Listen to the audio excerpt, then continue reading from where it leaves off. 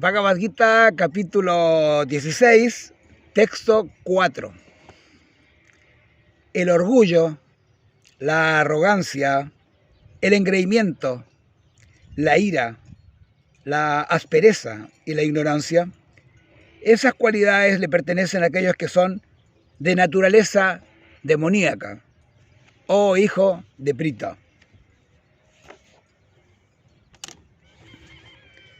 Tengo acá el comienzo de la explicación que da mi maestro espiritual acerca del capítulo 16. Dice: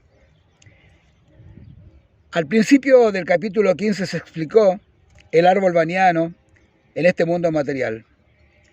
Las raíces adicionales que salen de él se dijo que eran como las actividades de las entidades vivientes, unas auspiciosas, otras un poco auspiciosas.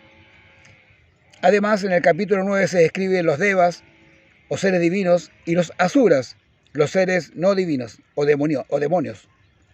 Ahora bien, según los ritos védicos, las actividades que se realizan en el plano de la modalidad de la bondad se consideran que son auspiciosas para regresar a la senda de la liberación.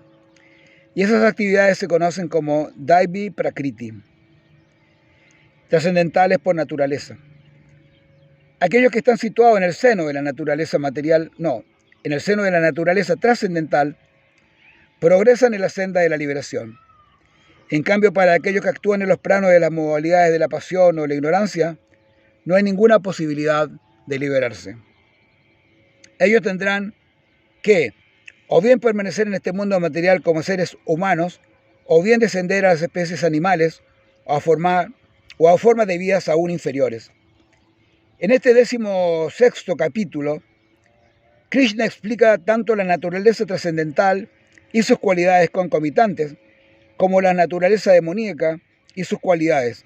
Él explica también las ventajas y desventajas de esas cualidades. A ver cómo estamos.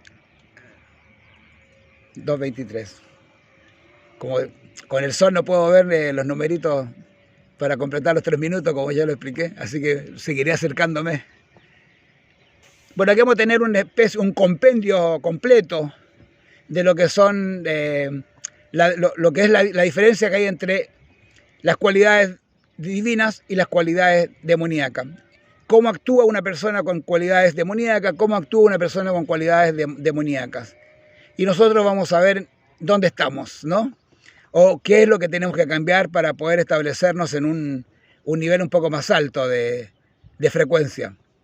Porque al final, ¿para qué es esta vida?